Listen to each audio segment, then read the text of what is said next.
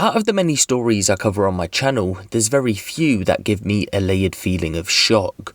Although we've covered some bizarre, strange and disturbing cases, this one ticks all three boxes in that same incident.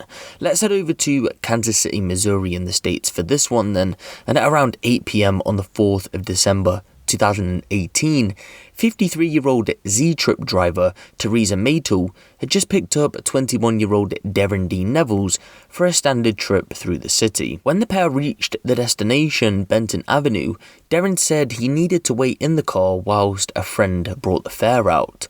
A conversation was then struck up about Teresa's grandkids and the weather in general. Then the friend was spotted walking towards the car. However, instead of going towards Teresa's window and paying her, he opened Derron's door, spoke to him briefly, and out of nowhere, Derron produced a Smith & Wesson military and police rifle and said, "I want everything." Teresa proceeded to tell him he was being recorded by multiple cameras attached to the car, but he didn't care. He still wanted everything she had.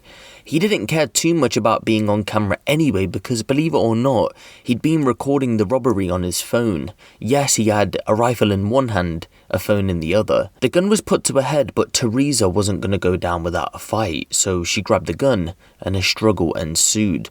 Derron's friend intervened, however, and the tussle was soon over after she was hit multiple times, Teresa on the losing side then. Infuriated, Derron let off 26 shots at point-blank range towards Teresa, and the pair fled the scene. But I did say this story was layered, and it doesn't end here, because if you thought it wasn't bad enough already that Derron tried to rob a grandma, shot her 26 times at point blank range, and filmed the whole incident, he went back to the scene 10 minutes later, not to help out or call for emergency services, nope, to pick up a phone he dropped during the struggle. The cameras that had recorded all this go down picked up Derron returning to the vehicle once again to retrieve that phone. Believe it or not, he had asked Teresa if she was okay. Teresa told him she'd been shot and he asked her if she called police. He blanked her, picked up the phone and fled the scene once again. Emergency services eventually rushed to the scene and Teresa was taken to hospital. She spent some time in intensive care but ultimately went on to survive the attack. However, she had to have her spleen removed, her jaw wide shut, and surgery on her liver and arm. So the hunt was on for the gunman and his accomplice. Around 6 days later, Derron was spotted getting onto a bus near Prospect Avenue and Swope Parkway.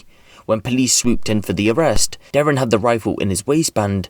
The barrel went down his right leg. From public information about the investigation, all we do know is that police say it was Facebook and social media that led to Derron getting arrested. After analysis, officers determined that the rifle Derron had on him when he was arrested was the same one used in the shooting, and so he was charged in relation to the case. He was hit with 1 count of robbery and 1 count of discharging a firearm during a violent crime, to which in August of 2021 he pled guilty to. In March of 2022, he would go on to be sentenced to 13 years in prison without the possibility of parole. But if there's one thing to take away from this story, it would be the fighting spirit of Teresa that didn't only show once. The fact that, for one, when she had the gun pointed to her head, she didn't go down without a fight, and if that other person hadn't been there, she could have potentially wrestled the gun off Derron.